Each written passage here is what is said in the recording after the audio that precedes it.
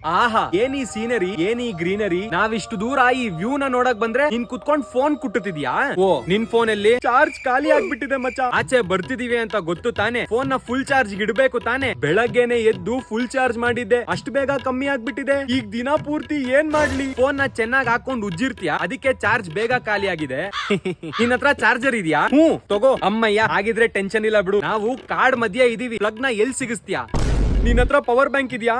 ಇಲ್ಲ, ನನ್ನ ಹತ್ರ ಸ್ಟ್ರಾಂಗ್ ಬ್ಯಾಟರಿ ಲೈಫ್ ಇರೋ ಫೋನ್ ಇದೆ. 7000 mAh with 80 what flash charge. ಸರಿ ಮಗ, ನೀನ್ ಆರಾಮಾಗಿ ಫೋನ್ ಯೂಸ್ ಮಾಡ ಆಯ್ತಾ? ನಾನು ಈ ಗಿಡ ಮರ ಆಕಾಶ ನೋಡ್ಕೊಂಡೆ ಟೈಮ್ ಪಾಸ್ ಮಾಡ್ಕೋತೀನಿ. ತಗೋ, ನನ್ ಫೋನ್ ಇಂದ ನಿನ್ ಫೋನ್ ಚಾರ್ಜ್ ಹಾಕೋ. ನಿನ್ ನೆತ್ತಿ ಮೇಲ್ ಮರ ಗಿರ ಏನಾದ್ರು ಬಿತ್ತೇನೋ? ಏನೋ ಮಾತಾಡ್ತಿದ್ಯಾ? ಫೋನ್ ಇಂದ ಫೋನ್ ಹೆಂಗೋ ಚಾರ್ಜ್ ಆಗ್ತೀಯಾ? ಇದು ಹೊಸ Oppo F31. ಇದರಲ್ಲಿ ರಿವರ್ಸ್ ಚಾರ್ಜಿಂಗ್ ಫೀಚರ್ ಇದೆ. ಇದ್ರ ಜೊತೆ ನೀನು ಸಣ್ಣ ಪುಟ್ಟ ಅಪ್ಲಯನ್ಸಸ್, ನಿನ್ ಇಯರ್ ಬಡ್ಸ್ ಅಥವಾ ಇನ್ನೊಂದ್ ಫೋನ್ ಚಾರ್ಜ್ ಇಡಬಹುದು.